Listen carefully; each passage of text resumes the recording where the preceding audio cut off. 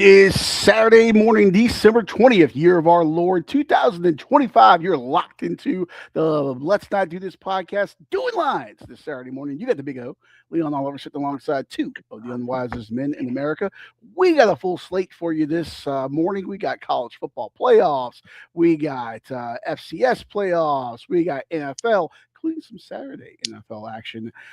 And we are all here and we're all pissed off. We are all demanding refunds from Netflix. Well, Sky and I are because we pay for it. Chris, I'm sure, pirates it from some Somali warship. But we all watched that awful Jake Paul fight last night. Just unmitigated disaster. And of course, we watched the Alabama Crimson Tide dispatch Oklahoma as well. We are doing lines on this Saturday morning. Gentlemen, how are you? I'm exhausted. That fucking fight didn't end until midnight, and my bedtime is 8:30. So that football game went way too fucking long too. Why do we have a fourth quarter intermission with 50 Cent? What the fuck was that? So Oklahoma, if you missed it yesterday during the pregame, of course, the guest picker was Brian Bosworth, former Oklahoma linebacker. And don't tell ESPN because the lower third, the Chiron said Brian Bosworth, the Oklahoma QB, when they showed him during the game. Nope, wasn't the quarterback. But he had a shirt on that said "Hard to Kill," a hoodie, and Oklahoma had kind of adopted that mantra. And they had been playing 50 Cent's Many Men during like the fourth quarter break. Many men wish death upon me, and trying to play on that hard to kill mantra. Didn't necessarily work out because Alabama hit them with a kill shot yesterday in Norman. Yeah. Well, it seemed to hype the Alabama team more because they said like all the Alabama players were like super excited when they saw him. Yeah, you saw Ty Simpson and everyone out there in the field, all those guys are going nuts. I mean, look, you bring out 50 Cent, even though he's an old man now, you're going to get both sides like turned up. I don't think that necessarily worked out too well for them. You got to wonder though, some of those old, good old boys in the crowd for OU, probably like, who in the hell is this fella coming out here? And I love that he was singing, a clean version of the song because nothing gets you amped up like the radio friendly version of Many Men. Yeah. So not very Oklahoma, I would think. I thought they were playing a Toby Keith song before between that break. We've seen teams do it where like, South Carolina does Carolina Girls. I think Florida does like Won't Back Down. We see Jump Around at Wisconsin. Everyone's kind of got their little thing or starting to. I thought they were playing Toby Keith before, but I guess not. Now that, Oklahoma has been killed, do they switch to another song? Another rapper? Yeah, Toby Keith, he's dead, right? What's that? Said, yeah, they can switch to Toby Keith now. He's dead. Jesus. Yeah, maybe go back to Toby. You know what? Go to the game. Playoffs. Yeah, go to the game. He was beefing with 50 Cent years and years ago. Maybe they play Hate It or Love It now next year. You never know. But I digress. Well, that game, we all won on that game yesterday. We all were riding with the Tide. If you missed it, we talked about that. What was that? Wednesday on the Let's Not Do This podcast. Of course, 7:30 here on the same network. You can make sure to like and subscribe there so you don't miss anything. But we all were riding with Alabama on that one. And Thursday night football, maybe not so much. Chris, I think you were the only one that won Thursday night. Yeah, I'm the only smart one here. Well, and my record will show that in just a second when you post it. Certainly the game of the year there in the NFL. Seahawks had no business winning that game. That's stupid. I don't see how that 2-point conversion could count. I still don't get it. How can you advance a fumble? You're not supposed to be able to advance a fumble. That's the old They didn't advance it. The ball went the by holy itself. roller rule. Yeah, you can't pick it up. Yeah, but once the guy fumbles it, if it goes forward, that's advancing it. No, yeah, I was long in bed by that point, so I missed it, and I have not seen the controversial clip everyone's talking about. But I know it was like under 2 minutes in the half or whatever. You can't advance a fumble. It goes back to Dave Casper and the Raiders and the holy roller rule back in the day. Yeah, Puka Nacua, though, clearly was none too happy. Puka Nacua, the Nacua brothers just can't stay out of the news. But I will take the, 225 yards receiving and 2 touchdowns. I'm in the fantasy championship game this weekend, so I think he may have single-handedly won that for me, so I will take that. Nice. But yeah, not in our league. Yeah, not so much. Well, this league's like, way down to, if I have time, I set a lineup, All right, let's take a look here. Standings before we get into the picks. With our wins, with Alabama yesterday, Scotty leading the way 43, 36, and 1 on the year. Chris at 40, 38, and 2. I'm bringing up the rear at 35, 44, and 1. Switching on over to the National Football League after Thursday night, Chris is 38 and 29. When Chris is your leading bettor in the NFL, what does that tell you? In college as well. We're fucking genius. I am 35, 30, and 2, and the degenerate gambler that is Scotty, allegedly winning picks off the show, winning off the field like the Washington Commanders. I am. Go look at Juice Reel. Look at all my picks. I'm a top 1% on Juice Reel. I went 2-1 on the game Thursday, but that one just happened to be the fucking game I gave out on the podcast. It's one week I don't do a prop bet on Thursday night. Both of my prop bets hit. I gave out the under. It's like the guy in high school. I got a girlfriend. She just goes to a different school. You don't know her. Hey, man, all my picks are recorded. You can go look them up.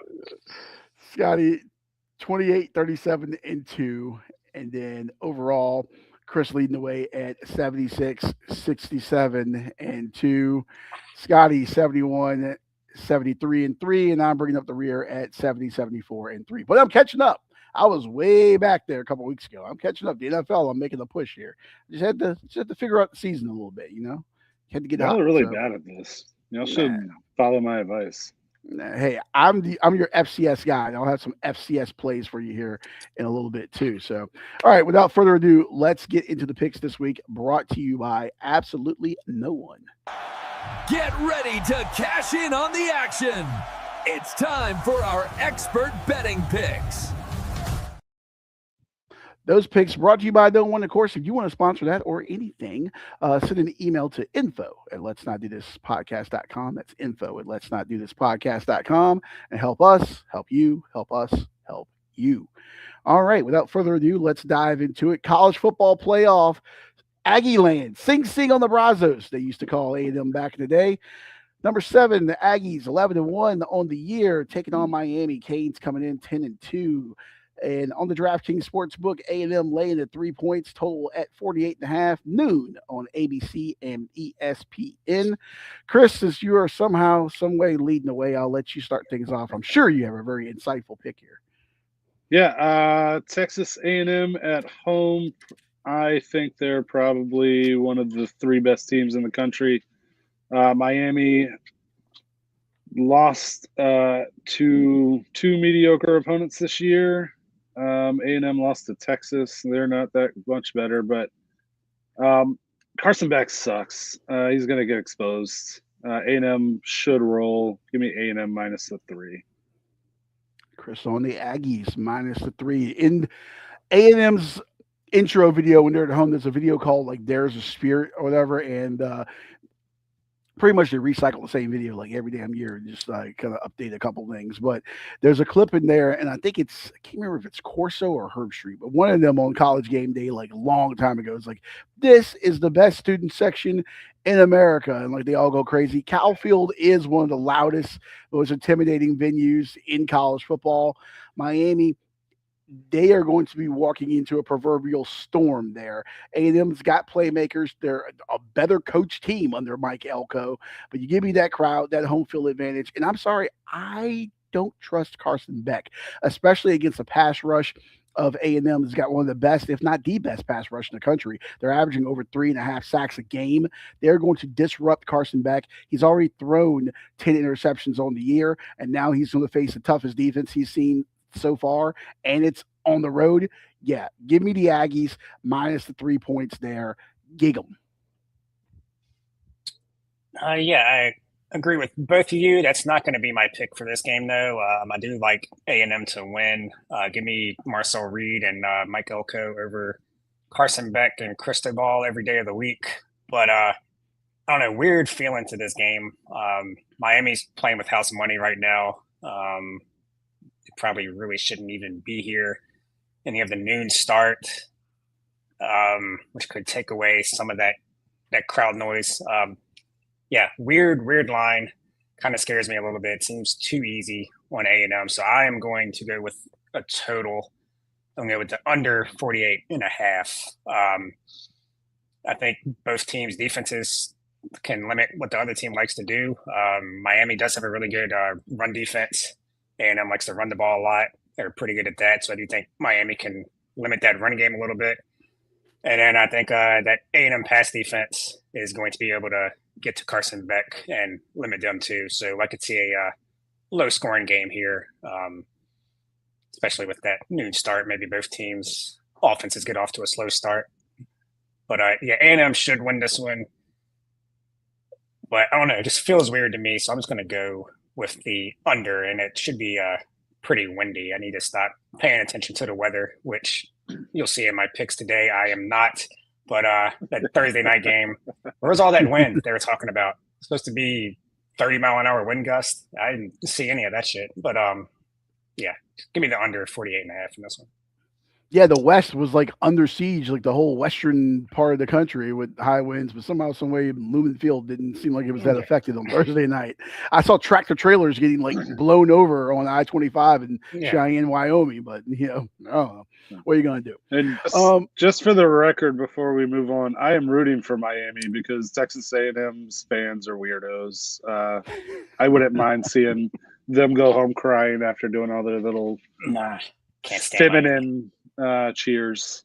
Whoop. Yeah, I meant to say something when you said intimidating. They're loud. They're not intimidating. They're not at all. They are very loud, and that place is a fortress. And when they get going, it is loud. It is hostile. It's going to be fun, and you get to see the fighting Texas Aggie band always put on a good halftime show too. If they have one of those alternate broadcasts that I'll flip over to instead of watching Pat McAfee or whoever bloviate on during halftime. All right. Also, one thing too, you mentioned the noon start taking a little bit of buzz out of the crowd. That is true. A lot of people at A&M were pissed. They did want this to be a night game. I mean, I get it. Oregon, obviously, on the West Coast, time difference. You don't want to send JMU across there to play what would be a 9:00 game, but doesn't really matter if you're JMU. We'll talk about that a little bit later. But yeah, so A&M kind of pissed about that. But what are you going to do? All right, moving on down the line here. Next up, we are going to Oxford, Mississippi. And by the way, Ole Miss, make up your damn mind. I like to build these graphics earlier in the week. So I see Ole Miss, they put out the graphic for the game, and they got blue uniforms, these. So I'm like, okay, great. Awesome, super. I see a post, was it Wednesday, Thursday? They got the powder blues on. So I have to change everything, and I go put the powder blues on. Then I see the official post that this is what they're wearing for the game. Make up your mind, Ole Miss. You need like a uniform podcast. Oh, I love uniforms. I love talking about uniforms. UniWatch, if you can hire me, that would be great. It would be my dream job. I've been following them for like 15 years. But anyway, Trinidad Chambliss and Ole Miss taking on Tulane. A rematch. These two teams, of course, played earlier in the season, and the Rebs walked all over them. Mississippi 11-1, Tulane 11-2, Ole Miss laying 17.5. And the total set at 57.5. This one is on TNT, HBO Max, and True TV. So, America, you can figure out where True TV is before March Madness and set a little reminder there. Weird. You always forget, like, when these playoff games come, it's like, what the fuck is the game on TNT? But I digress. Who wants to start off on this one? I'll go first. Good thing about YouTube TVs, you don't really have to go searching for channels. It will usually just pop up if you watch a lot of sports. But Tulane, pretty good run defense, but their pass defense is 124th in the nation out of 136 teams, I think. So that's not pretty good, especially playing in the conference they play in. They should be a lot better than that. And now they're going on the road against an Ole Miss team who has the number 3 passing offense in the nation. I think this is going to be a rout. You have Ole Miss, they're pissed off. They weirdly probably have the more stable coaching situation here, even with Lane Kiffin gone, but they have their permanent coach there. And yeah, like I said, they're all pissed off at everybody saying they're going to be nothing without Lane Kiffin. Pat Summerall for Tulane has got one foot out the door. John He's got Summerall. When I say Pat Summerall, Yeah, you said Pat Summerall. might as well have Pat Summerall out there because John Summerall's 1 foot. Yeah, Pat Summerall's never mind. John Summerall, 1 foot off the door. He's got profile pictures with half Tulane and half where's he going? Florida. Yeah. Yeah, so he's out of there. I don't think he really cares. He sees the writing on the wall in this game. He knows they're going to get blown out. I just think Mississippi's going to come out and put it on them. Chambliss is going to have a field day. They're going to throw all over Tulane, and I think this is going to be over at halftime. There's a 17 on Fanatics, so give me Ole Miss minus 17. Ooh, Rebs covering 17. All right. Chris, what say you? Are you riding with the green wave? So I don't know if anybody's aware, but we are in the midst of Hanukkah, the 8 crazy nights. Jake Retzlaff, formerly BY Jew, leading Tulane into Oxford, Mississippi. Give me Tulane plus the 17.5. That guy's magic. Let's go. Jeez. I was not expecting That might be racist. You know what? If they can print the shirt, if they can print the BYU shirt that they had, that was awesome marketing by the way there. I don't think anyone's printed that shirt in Tulane. Jesus. Maybe that guy that printed the Catholics versus convicts can come back. Yeah. How Barstool has not thought of a Tulane shirt? It's beyond my thought there. I don't think they can do that. Yeah, probably not. Well, I'm gonna sidestep that one. I'm gonna take a Kaepernick on that one there. All right. Look, these two teams played earlier in the season. Ole Miss just walked all over them. They put up 45, and they think it was like 548 yards of total offense. Tulane secondary is still vulnerable, and Ole Miss still has a top 10 scoring offense.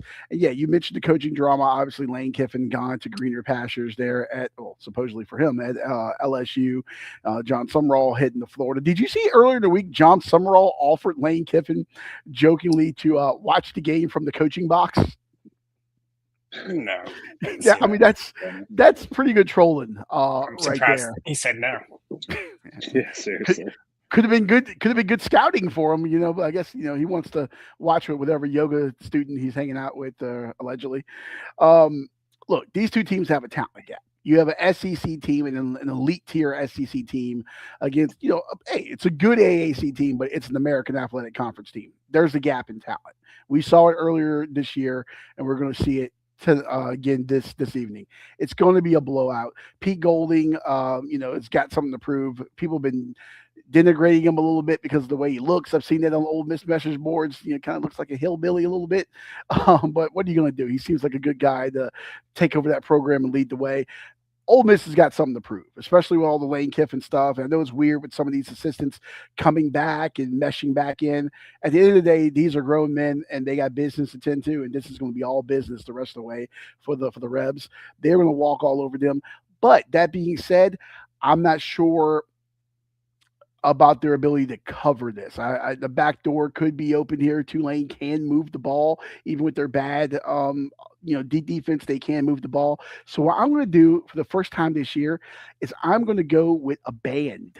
And I saw this last night when I put it in on Bet MGM, and I believe it was at 120 plus 120 plus one. It was plus money when I put it in last night. But give me Ole Miss their total point band between 41 and 50 points. They scored 45 last time out, and I think they're going to be right back in there again. I think like the S&P Plus had Ole Miss forecasted between 39 and 45 points. That falls in perfectly with this band. So give me Ole Miss to score between 41 and 50 points in this game. Okay. Just doing whatever he can to get out of the basement. Hey, sometimes that's not going to work. It's like your third quarter bets. Who bets on third quarter pregame? Listen, I trust Chip Patterson. Okay, he got in my brain with those. I just got on them a little too late with Georgia. All right, but this is my own original thought here, and I'm all in on it. So give me the Ole Miss Those between are scary. 41 and 50 points there All on right. that one. Yeah, what goes on in my brain is not good for a lot of people. What was your bet on this, Chris? Tulane plus the 17.5. Okay. I got blinded by the Jew talk. Tulane, BYU, that is just good marketing right there. Will Jake Retzlaff have a oh my God, he just went out of my brain for NC State during Ramadan. Diarra. Ramadan. Yeah, Diarra, yeah. Will he have the same like Uncle superpower? Retzlaff. Yeah, He Retzlaff. might. You know, Maybe. give you. By the way, if anyone's out there celebrating Hanukkah, more power to you. Happy Hanukkah. Also, bring me some latkes because I haven't had any in a very long time, and I love latkes. They're like hash browns and steroids. They're so good. All right, moving on to the next game here. Which do we even need to talk about this game? There we go. Didn't want to Goddamn right we do. Oregon, the Ducks, number 5 team in the land at Alston Stadium, wearing those beautiful green and yellow, actually looking like Oregon. They're 11-1 with JMU, first team from the Commonwealth, and they got the shirts to prove it. Heading to the college football playoff, the Dukes 12-1. Oregon laying 21 points total at 45.5. We, of course, cannot bet this on most apps in the Commonwealth of Virginia, but we're going to talk about it anyway. Who wants to start off? Because you know where I'm going. Yeah, I know where you're going. Fucking piece of shit. I'll go. Props to whoever runs JMU's social media. The last couple of weeks have been brilliant. That is not a official JMU account. It's though. not. No, it's not. Man. It's not a school run account. That JMU Sports News is like a fan site or whatever. But they've been good. They've been fantastic. So JMU should not have a chance in this game. Oregon should dog walk them, especially JMU traveling across country. It's going to be prime time. JMU hasn't seen a prime time game of this magnitude ever. FCS championships be damned. I know that's your bread and butter, Leon, and you eat a lot of bread and butter, as we can see. Erroneous in all accounts. I am betting with my heart here, especially because I can't put money on it. Give me JMU to cover the 21. I hope they fucking win. I hope something crazy happens. I'm sure they're going to throw out every trick in the book because why the fuck not? Maybe shades of Boise State versus Oklahoma from, what was it, 2003, 2004? 07, I want to say. No, was it that one? Yeah. Shit. Jared we're all getting Zabransky old. and those guys. Yeah, so I'll take JMU plus the points. I'm hoping that they do not play it safe and they go out there and just go for broke. It should be a fun game. JMU plus the 21. And I've noticed, every bar and restaurant, it seems like in the Central Virginia area, throwing a JMU watch party. Meanwhile, half of these people haven't been to Harrisonburg since they dropped off their daughter 3 years ago, and you don't want to think about what's been going on there since then. JMU is a school that you go to when you didn't get into Virginia Tech and you didn't get into UVA, and you're real pissed off about it, but you still want to act like you're smart. That's JMU. Just missed the university, as my friends. JMU's not that bad of a school. No, it's a safety school, and I like their story. You win the Sun Belt, and you move up, and you do all this stuff. And listen, Bud Elliott talked about it a little bit on Cover 3 too. Like he was joking about it, but like he has a legitimate like safety worry about these players. These guys with Oregon are different guys than what's on the sideline. There's a gap in talent, there's a gap in size, and there's a gap in coaching because Chesney's out the door. He's gone. UCLA. He's worried about taking over that mess in Westwood right now. He knows they're going to get kicked in. All these guys on JMU's team knows they're going to get the shit kicked out of them. I hope you enjoyed the plane ride. I hope you enjoyed the interviews. I hope you get to see a big-time college football stadium. Maybe got some good swag. Take a good look around. Maybe you'll be back again because we want to guarantee the little guy gets in. even though they don't deserve it. This ain't college basketball. The upsets don't happen like this in the tournament. It is going to be a long day for JMU here at the Alton Stadium as they see big boy football. Oregon's going to step on the gas early, and that's why I'm going to take Oregon minus 11.5 in the first half, because JMU could backdoor cover this because Oregon's going to have bigger fish to fry and a real football team next week. So obviously they're going to go into self-preservation mode in the second half, and that could allow JMU to get in and cover. They're going to blow them out early. They're going to shut them up early, shut them up quick, and JMU will go back to being Virginia's best safety school. Can I make a point real quick based on Yes. your argument here? Yes. How JMU doesn't have the talent that Oregon does, but isn't half of Indiana's team the team that beat Oregon at Oregon? They took a lot of guys. Ex-JMU players. They took a lot of guys to Indiana, but I they also think- worked the portal as well. Yeah, but I mean, come on. At the Also- top level, the depth is what I'm talking about, though. The third, fourth string guys and stuff like that at Oregon, that's the difference between like these top tier programs. Yeah, you can match up elite talent to elite talent, but top to bottom, those rosters, and that's the thing with football is the depth. Yeah, but third and fourth stringers aren't playing, so it doesn't matter. Well, I'm saying when you can get into situations where guys rotate and you're going through receivers, you're going through line, you're going to have guys, substitutes come in. You're going to, especially as the game goes on, they're going to wear on you. Just JMU's not, they've never been in this spot. They're not ready for this spot. It's going to be an embarrassment to the committee that they're in. But they earned their way in, but this is going to be what's wrong with the playoff. And this is, mark my words, in a few years, whatever that is, whenever the Power Four eventually breaks off and does their own thing, a game like this is going to be a perfect example because this is a waste. We could have had, I don't know, Miami or something going here. This game is a waste. Tired take. It's not a waste. The whole point, if you don't give the little guy a chance, then what's the point of a playoff? It just makes the whole season not even really matter. Because they're not nothing playing the same matters game. because we're just going to put the SEC is better. The SEC is that, even though the SEC fucking has been overrated for the last 5 years. So yeah, let's just not give the little guy a shot. Let's take away the best thing about the basketball tournament. You said it's not basketball, but whatever. Is the upsets and the little guy getting the shot. That's why we have 12 teams, so we can give the little guy a shot.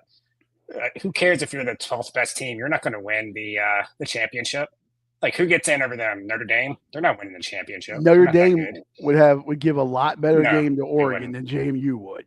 There's a lot closer Maybe. talent. Yeah, on paper, sure. But that's Guess why what? they play the game. We're not So going to you fucking find out because Notre Dame's out. Pussies. Yeah, because they didn't have there's only 4 or 5 teams that have a legit shot at winning the whole thing. So let's just go back to a 4-team playoff then. If we just want to see teams that actually have a shot to win the whole thing. I actually wanted that. I didn't want the expansion because it was going to get watered down. All right, then stop crying about the little guy getting the shot. Then when you're playing Marshall and when you're playing what was it, Liberty and Georgia Southern and Georgia State as JMU did, they didn't beat anybody. They had one. Tell these big teams to schedule these guys. Then stop being scared. What's the incentive though? They're exactly. not part of the, they're not part of the club. They're on the outside. Notre Dame didn't beat anybody either. So yeah, and also, so let me make my pick because part of my pick is Oregon hasn't really beat anybody. If you look at their schedule, they have 2 ranked wins. One of them was at home against USC. USC on the road, if they played all their games on the road, they'd probably be one of the worst teams in the nation. They are not a good team on the road. The other one was a 2-point win at Iowa, which, yes, tough place to play. But if you're some superior team and just top to bottom, blah, blah, blah, you should beat Iowa by more than 2 points. Oregon hasn't really been impressed. I'm surprised that they're getting like this dark horse championship contender because they haven't been that good this year. They've played one good team at home and they lost to Indiana. As Chris said, a bunch of JMU talent on that team. Yeah, I'm going with the points. There's some 21.5s out there. So me and Chris will take the plus 21.5. Both of these teams like to run the ball. Very good at running the ball, very good at stopping the run. So I can see both run defenses playing well, kind of slowing this game down. And yeah, like you said, you went on about how much better Oregon was going to be, but then you said that basically at the back door is open for JMU. Yeah, because So I guess the lack of this game isn't important to Oregon. This game is a minor speed bump to get to the actual thing. This is the appetizer that you get when you're at a family dinner and you really don't want, but because Uncle whatever got the shrimp tower, you take one or two just to make him feel good because he paid the money for it. That's what this game is. They're waiting on the prime rib next week. yeah. So other than you just saying Oregon is better, everything else you said supports JMU plus the 21.5. They're going to throw some things out there that Oregon probably hasn't seen yet. And I think Chesney's taking this game serious. I don't think he's looking ahead to UCLA because he's probably never going to see a playoff again. This probably be his only shot because UCLA is not going to contend, at least not for a while, anyways. So yeah, this might be his only shot at a playoff. JMU's seen everything. I'm sure they've seen the point spread. They've heard everybody talking about how they don't have a shot. Yeah, I think they actually maybe keep it close in the first half, and then Oregon runs away a little bit at the end. But yeah, and if Oregon gets a big lead, they're going to call off the dogs. They have no reason to run up the score. And that total is kind of low for the spread to be what it is. So yeah, I actually like JMU to maybe give them a little bit of a scare early and keep this game under the 21 points. Well, 21.5. Give me JMU. JMU, when you're in, I'm sure you're at a very nice hotel out there in Eugene. Make sure to take the robe and pack that away and get some of the soaps and all that stuff, because next year when you're on the road at your tough conference game, when you're in Statesboro, Georgia, taking on mighty Georgia Southern, just remember when you're at that Ramada that's by the airport there, that you probably won't be back here for some time. So take a good look around. JMU had a better non-con than Oregon. They played Louisville. Okay, we'll go through this all day. Let's move to the next games. Teams that could probably give JMU a better game. The FCS Semifinals. Now, this is my pick. I know you guys probably don't have an FCS play. You can jump in here if you want. It's not officially on the card, but I am betting these. We got the rematch of the Brawl of the Wild. The Brawl of the Wild Part 2, Electric Boogaloo. This time shifting over to beautiful Bozeman, Montana, 4 o'clock on ABC. Montana, number 3. They got that 13-1. That one loss came a few weeks ago in Missoula at Washington Grizzly Stadium at the hands of those Bobcats of Montana State. Montana State 12-2 on the year. Montana that line, I think I screwed up. Yes, I did. That should be Montana getting 5.5 points. Sorry about that. And the total is 54.5 on that one. You know what? You double, you triple check, and you still make mistakes. That's okay. I didn't make a mistake on the pick, just on the graphic. Listen, it's hard to beat a team 2 times in the season. I know it's the old adage and everything, but especially in these rivalry games, Montana had their chances in this game. They just couldn't capitalize. These Cat Grizz games are always tough. Montana's been elite on the road, especially the last few years. They're healthier now. Eli Gilman is running the ball great. He had 132 yards last time out on the ground against Montana State. Expect him to control the clock, try to keep it close there in Bozeman, take that crowd out of it a little bit. And the turnover battle is going to be a big thing. This game was decided pretty much by that pick 6 that Kayat threw for Montana there. Montana can force mistakes this time. They're going to get their secondary is going to be better play. They're going to be pissed off. They're going to be dialed in. So that says Montana minus 5.5. That should be plus 5.5. Give me the Grizz plus the 5.5, but I think they go into Bobcat Stadium there, and I think they actually get the win outright. But give me Montana plus the 5.5 points there in the Brawl of the Wild Part 2. Any thoughts? Anyone? Nope. All right. No, who cares? Moving on over to the city of not so brotherly love in Philadelphia. You got Villanova 12-2 on the year, taking on 11-4 Illinois State. The Redbirds, the boys from Normal, Illinois. Villanova laying 2.5. Total set at 51.5. 7:30 tonight on ESPN2.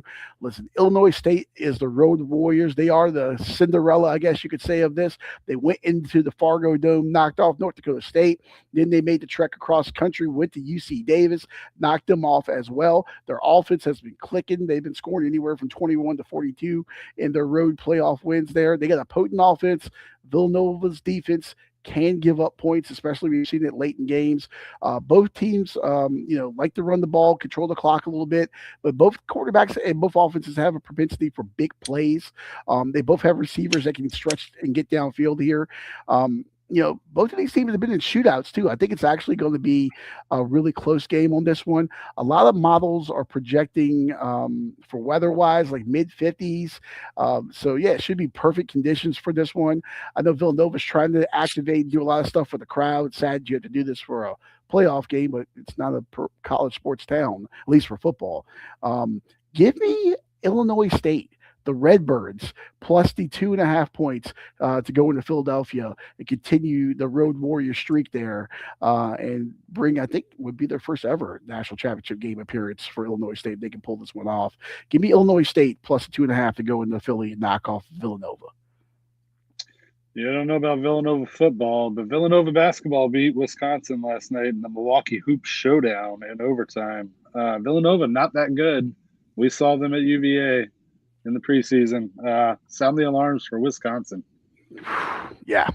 That's a bad athletic department right now, basketball and football right now. Not a lot of happiness going on with the Badgers there. So, all right, those are my two FCS plays there as the road to Nashville this year, where the FCS National Championship game is moved to from Frisco, Texas. All right, we got some Saturday NFL action starting off.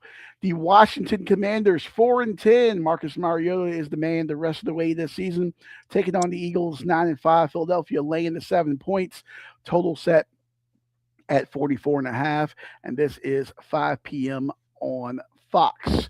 And with this game here, not a lot of analysis on this one. Look, Philadelphia can lock up the NFC East with a win. They got a lot of motivation against the Washington team that they're just playing out the string. This season is just a lost season. I think they're much better than their record indicates, but the injuries and the inconsistency and everything else, this is just a lost season for Washington. Obviously, there's some guys playing for jobs. When you get into these late season games, they want to come back to the team or maybe auditioning for another team. Listen, Philadelphia has owned this rivalry, especially recently. They got to get Saquon in that run game dialed in, especially before the playoffs. I think you'll see more of that. Give me Philadelphia to cover the 7. I think some projections have them even by like 10 plus. I think that 7 is too short for a team that's shut out some opponents recently too, and especially playing a dinged up Washington team. So give me Philadelphia to cover the 7 there at Northwest Stadium. That's on your card. Mm-hmm. All right. Let's see.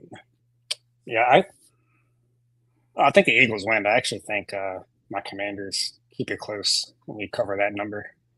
Might even be a push. Kind of like the under too. But yeah, I think we show up. The Eagles. Who did they play last week? The Raiders. Yes. And the battle of Kenny them, Pickett. But the Raiders are terrible. So them coming off that blowout win, I think maybe they kind of look underwhelming again. Do just enough to win probably. But I'll probably look at a player prop. Okay. Christopher? Philadelphia's offense looked okay against the Raiders, I guess. But they have not been that good this year. I would go with the under. If this was on my card, it is not. This is gross. I'm not watching this shit. Have they fixed the games? Yeah, I don't care. Have they fixed the railing at Northwest Stadium so Jalen Hurts doesn't get almost trampled this time by fans? Pretty sure they have. Dan Snyder's gone, so I'm pretty sure it's fixed. Okay, fresh coat of lacquer, maybe a couple bolts got screwed in there. As all the Philly fans, this place is going to be green. It's going to be Lincoln Financial Field South as it usually is. Going to be gross, but yeah. Moving on down the line here, Saturday night in Chicago. Yeah, Saturday night in Chicago. 8:20 on Fox. Bears laying the 1.5, 46.5 is a total. Chicago 10-4, Green Bay 9-4-1. The battle for the top of the NFC North. And by the way, look at that. That's not wrong. Chicago is favored over Green Bay. When's the last time that happened? I think it was like 2021 or something like that. The last time the Bears were favored over the Packers. That's not a typo. Caleb Williams' boys taking on Jordan Love. Who's got this game on their card? I do. And I'm going with the under. They played a couple weeks ago. I bet the under. I said I really liked Green Bay and the under. So I picked the under, and I said that probably means Green Bay and the over. I was right. So I'm back at the same spot here, except for I kind of like Chicago and the under. But I'm going to bet the under. So probably Chicago and the over because that's my luck. But, yeah, cold and windy in Chicago. Caleb Williams still don't think he's great, but he has impressed me lately. Last week in the cold weather, he looked pretty good. But I do think these late season night division games and division games in general this late in the season trend to the under. So I'm going to under 46.5. I think both teams are going to run the ball a lot. Not really impressed with Jordan Love. You never know what he's going to do. And I do think that Green Bay defense has been hearing all week about how bad they're going to be now that Micah Parsons is gone. So I do think they have a bit of a chip on their shoulder. And I do think Caleb Williams is due for a bad game. So I can kind of see all that happening. I do think the Bears win, but I think it's going to be a tough game. Maybe a game where the clock is running a lot. And give me the under 46.5. Don't hate that. I was originally looking at that on my card, and I decided against it. But I don't hate that. If I had to pick something on this, I would probably be riding with you on the under 46.5. I am staying away from this game, but if I had to, I'd probably look at DeAndre Swift anytime touchdown. Ooh, I don't know what the odds would be on that, but this will be a fun watch after we see that disgusting Eagles-Commanders game first. Yeah. All right, moving on down the line here. We got in Cleveland, Buffalo on the road taking on the Brownies. Cleveland Shador's boys 3-11, Buffalo 10-4. Sunday, 1:00 on CBS, America's Most Watched Network of Stars, and Buffalo laying the 10.5. The total at 41.5. Who's dancing with the devil on this one? Me again. Another one. I like the Browns with the points and the under. So I'm going to take the under, and I'm going to let the weather affect my pick again. I'm a glutton for punishment, I guess. But, 25 degrees and very windy it's supposed to be in Cleveland. So, yeah, and the Bills are 5-2 to the under on the road this year. Bills coming off that big win at New England. They tend to play down to their opponents in these situations. So I could see that offense kind of struggling against one of the top defenses in the league. You got Myles Garrett over there trying to get that sack record. So he's going to be running after Josh Allen all day. I think it's going to be a tough day for both offenses. Buffalo's run defense hasn't been great, but the Cleveland offense, other than that Tennessee game with Shador, he's starting to struggle a little bit, turning the ball over. He has made some pretty good throws, so I do want to see what he looks like maybe next year with the offseason. But I do think right now, with the weather, the way that offense has been playing, I think they're going to struggle. But I do think that their defense is going to be able to limit the Bills a little bit. So, yeah, give me the under 41.5 in a very cold and windy game. Not bad. I would be on that with you if I was on this one. I'm starting the Buffalo defense in a fantasy championship game this week, so obviously I'll be rooting for that under there as well. But when I look at this game, one thing I haven't looked at the lines or the props or anything on that yet, but why does this just scream Buffalo defensive touchdown? Maybe that's me willing it because I'm starting their defense, but it just feels like Buffalo defensive touchdown. I can see a Shador pick six or getting strip sacked at the 2-yard line, ball going into the end zone or something. it feels like this is the kind of game that Buffalo's going to. We've seen them kind of be up and down a little bit in terms of their performance, play to their opponents a little bit. Feels like this is the kind of game that they're going to like get themselves right as we make that final stretch of the postseason, and that defense is going to dial itself in against the Cleveland team. They got a lot of young talent. I mean, Shador, obviously, you mentioned the turnover issues, but we'll see what they do with quarterback next year. But you got Fannin, you got Judkins. There's a lot of young offensive pieces. There's hope for Cleveland. It's just going to take some time offensively, but it just feels like the kind of game where Buffalo would get a defensive touchdown, at least in my opinion. Hopefully they give Shador the right wristband this week.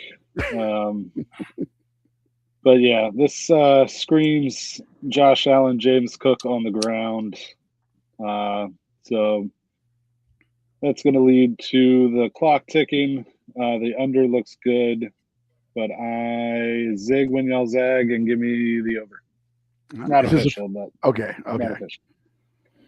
All right, moving on down the line here. Texas, well, I almost said Texas Stadium. How old am I? AT&T Stadium there in Arlington, Texas. Cowboys 6-7-1, taking on the Chargers 10-4. Cowboys wearing blue at home and not the throwbacks. Rare occurrence there. Dallas laying the 1.5, total at 50.5. I have this game on my card. I will start things off here. By the way, Chris, do you have $24 American? I do, but I'm getting ready to go Christmas shopping, so no. Oh, okay. Well, if you have $24 American, you can actually get tickets for this game through Vivid Seats right now. That's how low these Cowboy tickets are right now to get in to Cowboys Chargers. Now, albeit, this place is as big as the fucking Roman Coliseum, and you got people like standing behind, scoreboards and all kinds of shit and by the way, the dumbest fan base in the league, they open the gates every week and you watch the people go running in to go stand there. I could have just stood at home and watched the fucking game there than to go to that monstrosity. But I digress. Dallas laying the 1.5 there. Listen, their defense has played a little bit better, but they're still leaking points. They've given up 30 plus in recent games there. The Chargers, very efficient offense. I don't have a lot of analysis on this one here. A lot of projections have this around 55 plus points. Obviously, perfect weather being indoors in a dome. LA's on that win streak there. Give me the Los Angeles Superchargers plus the 1.5. They're going to win outright. This was almost my underdog this week, but I found something a little bit more tasty. But give me the LA Superchargers there to get the win in Dallas. Let me make sure there's not a better number out there. I think there's some twos. There's some 2.5s out there. Oh, give me the 2.5. There's something going on here. It feels like a trap. Yeah, this is good thing I line shot. Because Chris, you would have lost if I wouldn't have line shopped for you on Thursday. Oh, really? Yeah, because it was 1.5. Well, actually, Leon pointed it out. There was one money line out there at -120. Nice. But yeah. Oh, yeah. But yeah, this is screaming. This screams Dallas all day. Vegas knows something.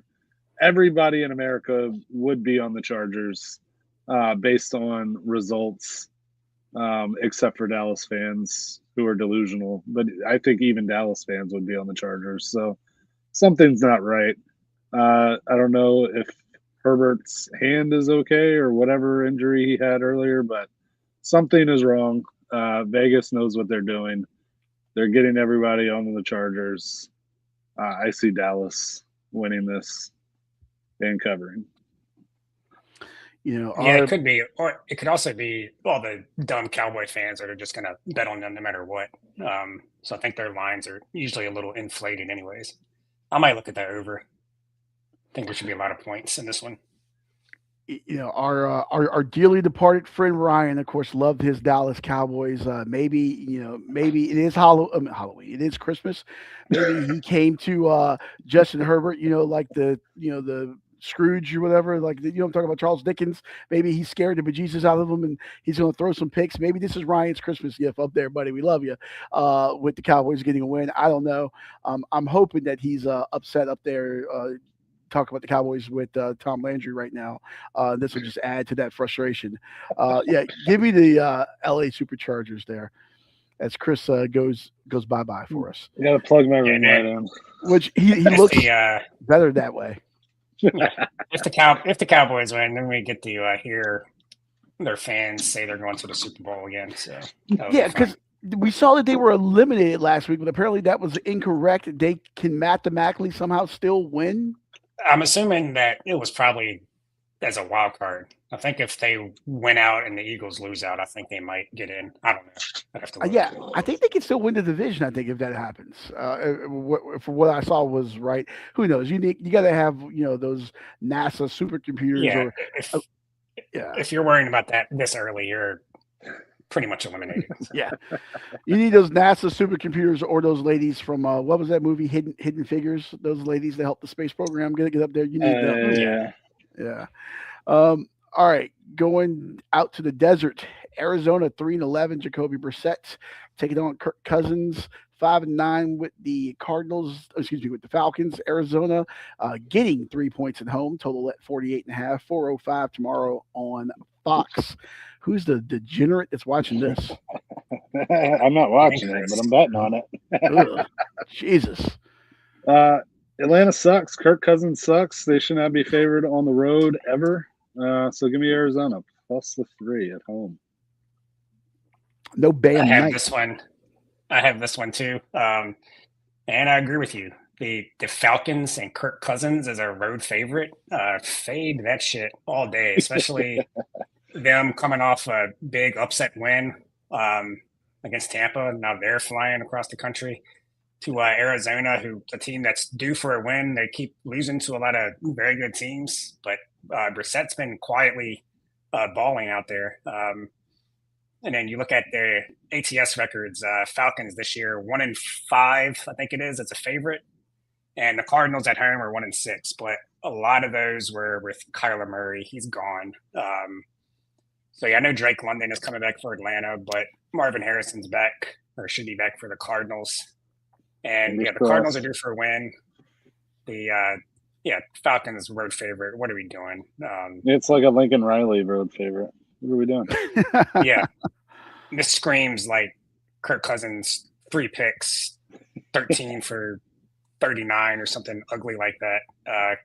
Cardinals have been like right there in a lot of games. They're due for a win. I think this was almost my underdog pick too, but I didn't want to double dip, so I would just take them plus the 3 here. Jacoby Brissett potentially playing his way into at least being a caretaker starter next year in Arizona, because I'm sure Kyler Murray's tenure is done there. Yeah. If not there, somewhere. I'm sure some team that just wants a bridge will get him if he's not in Arizona. 2 teams are in quarterback hell, the Cardinals and the Dolphins. Who says no? Kyler, Tua, straight up. Who says no? I think the money even kind of works out similar. Both guys need a fresh start.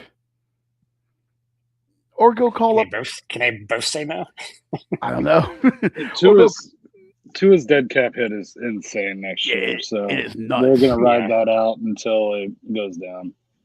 I think Miami would definitely say yes to that deal. I don't think Arizona would.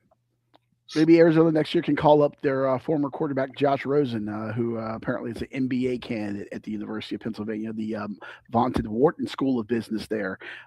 His LinkedIn was making some rounds. I don't know if Arizona would be the best place for Tua to land. Isn't that where Troy Aikman got his final concussion? No, that was in Philadelphia. Was it? Yeah, on the turf there at Veterans Stadium, as the classless Eagles fans cheered while a motionless, almost dead Troy Aikman laid on there. Yeah, I actually think it is one of the few good fits for him. I just don't know if their fans can deal with another short quarterback that's going to underthrow passes. Do they have fans? But if you think about it, yeah, he's going to have to go somewhere warm weather, and that division is like the one division where he will play the least amount of games in cold weather. You got San Francisco, LA, and then, Seattle will have some cold weather games. But yeah, he's got to go somewhere where he stays away from the cold weather as much as possible, because he's, 13 now? I think so. It's 40 degrees below. Yeah. Yeah. I don't know. Jacoby could very well be playing his way to being the starter there next year. But yeah, this game definitely feels like a trap here with Atlanta as a road favorite. Going over to Detroit, Motown, a little Rust Belt battle here. Pittsburgh 8-6, and Detroit 8-6. By the way, this game is gross if you make it a baseball game too. The cities are gross. Well, actually, no, I like Pittsburgh, but still, a little. Just feels gross to me. I don't know why. I didn't spend a lot of time looking at this game. Detroit laying the 7 points. Total set at 52.5, 425 on CBS. Aaron Rodgers returning back to the NFC North, the team he knows well, taking on the Lions there in Jared Goff. Who's got this game on their card? That's me. Are the Lions officially eliminated yet? Or are they still in the hunt for the wild card? They're still not. Yeah, Okay. I think 11-6 would get you in. Yeah. All right, yeah, they got a lot to play for. Pittsburgh's going to cruise to a mediocre division win. Yeah, give me Detroit minus the 7. Rodgers still sucks. It's just that fucking division's abysmal. So, yeah, Detroit fighting for their playoff lives. They are the more talented team in just about every position. And probably the healthier team. TJ Watt's still out with that lung puncture, isn't he? So Yeah, he's out with the lung. yeah, Pittsburgh fucking old as shit. Quarterback garbage. Head coach 1 foot out the door. Give me Detroit. There's a 6.5 on FanDuel. I'll give you Give me that. If I was betting this game, which I will be betting this game, but if I was making an official pick, I would be right there with you. This is classic spot for Pittsburgh to drop a game. They'll somehow win the division, as you said, and they'll get in. They're like the Wizards when they would make the playoffs with the big 3, and they were the 8 seed always, and they would get their teeth kicked in the playoffs by the Cavaliers. It's like, oh, you made the playoffs, but it really didn't mean anything. This is kind of like where this Pittsburgh is perpetually under Mike Tomlin, and we keep hearing, Mike Tomlin losing season, look at all the winning records, but they've been just above mediocre. They'll drop this game. They'll win next week against whoever they play or whatever. But yeah, Detroit, too many weapons offensively. They've been kind of up and down this year. Certainly 8-6, not where they thought they would be this year, but I think they're going to get things right heading into the last stretch here to make that playoff run. Yeah, Detroit covers that 7 easy. Yeah, this was initially going to be on my card, but then I saw Chris had this game and the Arizona game, so I didn't want to have basically the same card as him. So I guess you would say this would be my 4th game. But yeah, I agree. Lions have been doing this thing all year where they win one big and then they lose, win big, lose. They lost last week. The Steelers, that they win at home on Monday nights. It's just what they do under Tomlin. And like we were talking about, Tua hasn't won a game in cold weather ever. So can't really put too much stock into that one. Lions are going to come out and run it up, make Aaron Rodgers look old. All right.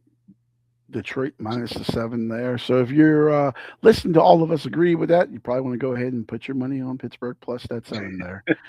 Though we were all right on Alabama yesterday, so maybe that trend is turning there. Shaky start, but yeah.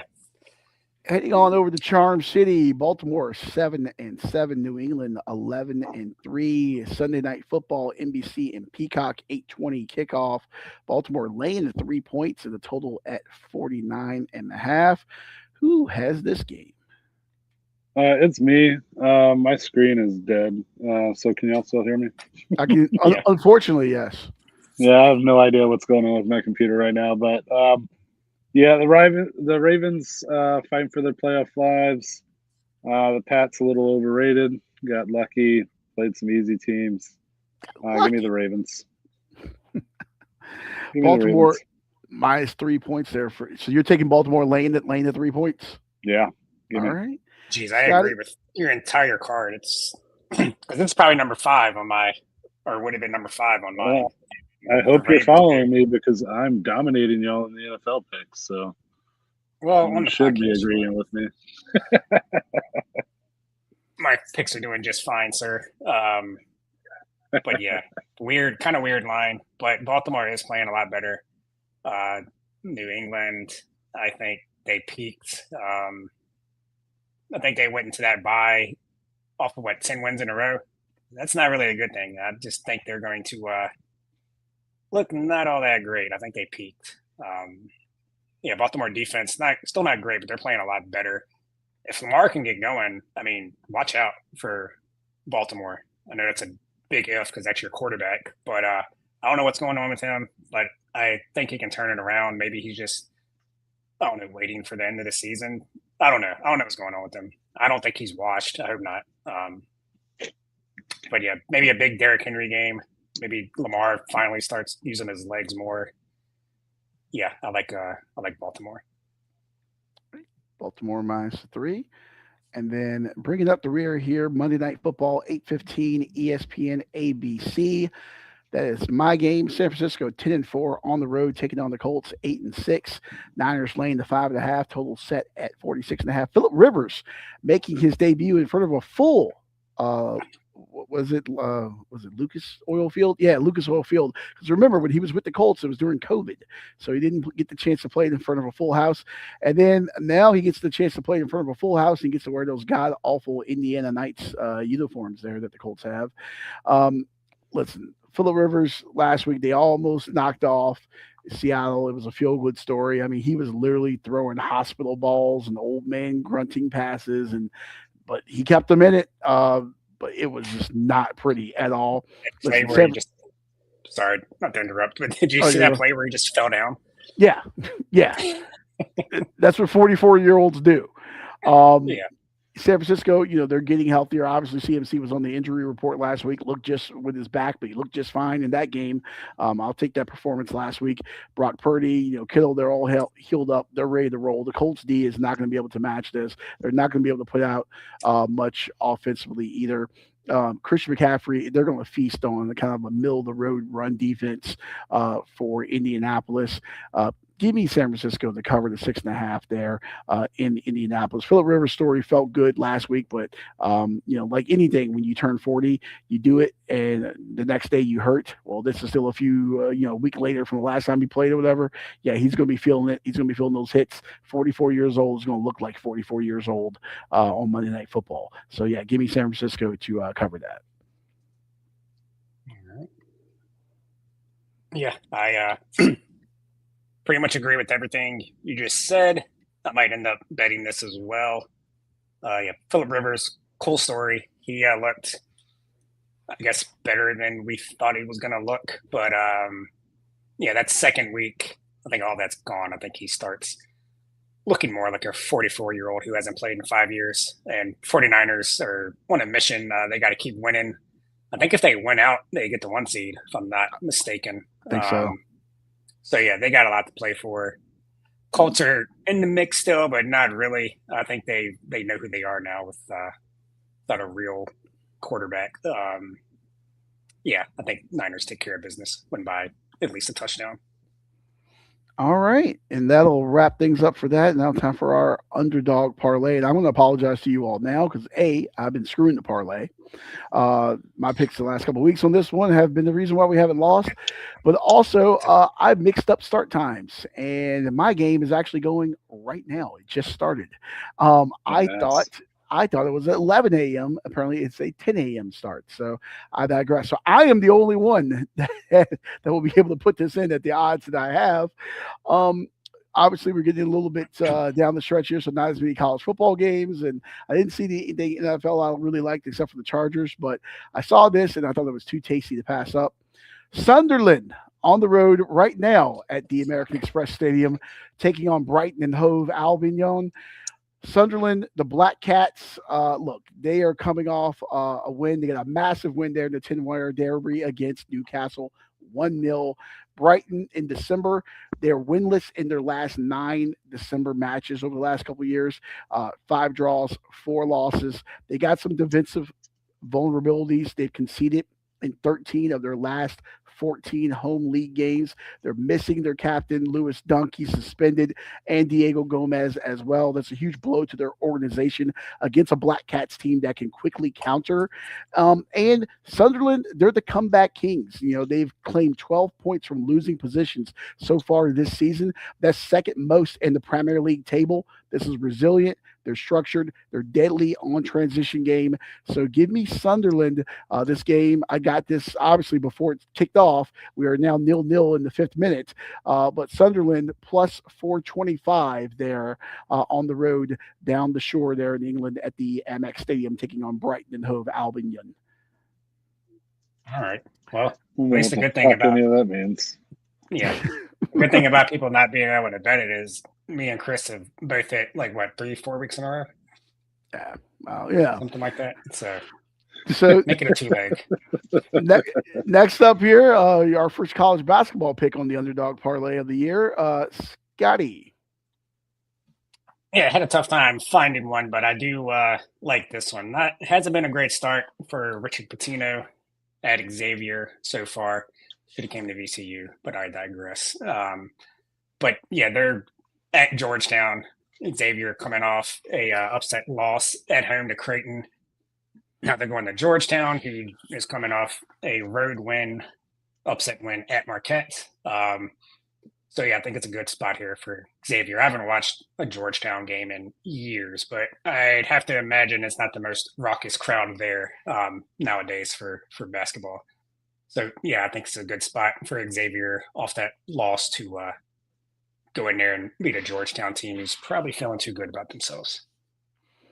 Yeah, the Capital One Arena doesn't necessarily get packed for Georgetown basketball these days. Though, great guy on the call of those games, Rich Shavatkin for the Hoyas Radio Network there, always does a good job. And then, Chris, you're bringing up the rear with the New York Football Giants. Yep, no analysis, just vibes. No analysis, just vibes. Jackson Dart, maybe he's buoyed by the smoke show that he had ring girlfriend, apparently, that article came out. The blonde girl in the ring at the Jake Paul fight yesterday is Jackson Dart's girlfriend. So, yeah, he's winning on and off the field. Well, maybe not on the field so much, but we've seen him kind of regress a little bit too, but he's missing all of his weapons pretty much too. So, but you're going with the Giants at home here. Who are the Giants even playing this week? I didn't even look at that. Vikings. Couldn't even fucking tell you. Yeah, I think it's the Vikings. Yeah. I'm sure the Vikings fans are going to see Jackson Dart the way he plays, and they're probably like, "Man, I wish McCarthy would play like that so he could get knocked out of a few more games." And Sam Darnold, damn you! I thought my McCarthy to lead the league in interceptions had legs again, but Darnold threw a couple picks. And Geno Smith is playing for some reason. So, yeah, I think that's dead. Unless I can get 4 interceptions here. Yeah, you might. It's possible. Yeah. That might be the reason the Giants win. If you were me and you put these into the DraftKings Sportsbook before this Sunderland match started, you would have got odds at 28.03. And, Scotty, if you were me and you put $10 into this, what will that pay you? $280.03. That is what I will have here very shortly because the Black Cats are on the bounce. They're on the attack so far this whole game. So I need you all to hold up your end of the bargain. Well, it's probably going to lose, and then people can just play R2 since your game's already started. Yeah, I mixed up time zone. I thought sure it was 11 a.m. when I was looking at it, but what are you going to do? But yes, that is our 3 picks this week: Sunderland, Xavier, and the Giants. You could probably still get in on Sunderland live right now. Just will be at 425 to get a win. The draw was at like plus 280 something, and the draw or win, the double chance was like plus 120. I started for that, but I think Sunderland just wins this outright. But yeah, Sunderland, Xavier, and New York Football Giants. Was that a dog barking? Did I just hear a dog? Yeah, it was Bentley. I guess somebody's dropping off a package at the door. Oh, nice. Well, Buster. That's a good omen. Yeah, we got barking dogs. We got some hungry dogs right now. So yeah, it is a good omen for the parlay. Maybe we can get Buster his Chewy box this week. Christmas is coming, and he needs it. All right. Well, that'll wrap things up for us today. Chris, you look just absolutely terrible, frozen. Make sure to at least join his Oh, us. am I mouth is still closed. frozen? Yes, you've been Didn't. frozen the whole At least- fucking time. Oh, nice. At least your mouth is closed. Yeah. All Yeah. right. That's Cool. what women say to them too. So yeah, make sure to join us back here Wednesday at 7:30 p.m. Is that Christmas Eve? Is Wednesday? Yeah. So we're not going to do that. Okay, yeah, I was about to say. We'll We'll post figure out. pics of the Christmas games. Yeah. Yeah, Want we'll to figure do out. it Tuesday? We'll figure out schedule and stuff. We'll see. I got to check my schedule. I just thought about that as we do some live producing on air, but we may or may not be back here for Let's Not Do This podcast in the middle of the week next week. At the very minimum, we'll have picks for Christmas, but we'll be back here for that Saturday the 27th at least for doing lines. So we'll workshop that and figure that one out. But yeah, until next time, everyone have a good time and bet some things, win some Why things, you sound drink so some things. fucking weird right now? Why are you talking like that? Because I don't know where my brain and my mouth are going, and I was also looking for something that I can't quite reach, and I didn't want to reach for it. So I got a lot of things going on right now. We're dealing. You never know. Listen, You never know where Leon's mouth is going. no, boo. There's That might be racist. Racist. That's what I meant. It's like that scene in Bull Durham where they had the meeting on the mound and they're all going over their problems. He goes, "We're dealing with a lot of shit." That's what I'm dealing with here right now. So New Year's Eve is also on a Wednesday, so we should Yes. probably plan around New Year's everything. Eve, there will be no show for New Year's Eve. I can tell you that, unless we do it like Tuesday before. We'll figure that one out. Yeah. All right. Holidays, everyone's in flux. No one knows what day anything is. And then you get that time from after Christmas to the first of the year where you're just drunk and eating cheese and life is good until you have to go back to work. Yeah. So I have to work the Fridays after. It's so stupid. Well, those roadkill, hey, by the way, how's the roadkill collection been going for you? As you've been missing the shows for work, we have, been letting everyone know that you've been picking up those animals, which, hey, a lot of families, yeah, a lot of families, a lot of kids traveling, you don't want to scare those kids and seeing raccoons and everything dead on the side of the road. So we appreciate you picking them up. I'm looking at this guy on the background. I think he's taking a picture on the right side. Yeah. Is that Chris? His shorts are nicer. Yeah, those look like Viore shorts or something, not the Walmart Costco specials, whatever. So maybe it's a Christmas party. Yeah, maybe. All right. Well, that'll do it. We'll see you when we see you. Go Sunderland, go Xavier, go Giants for the parlay this week. Peace.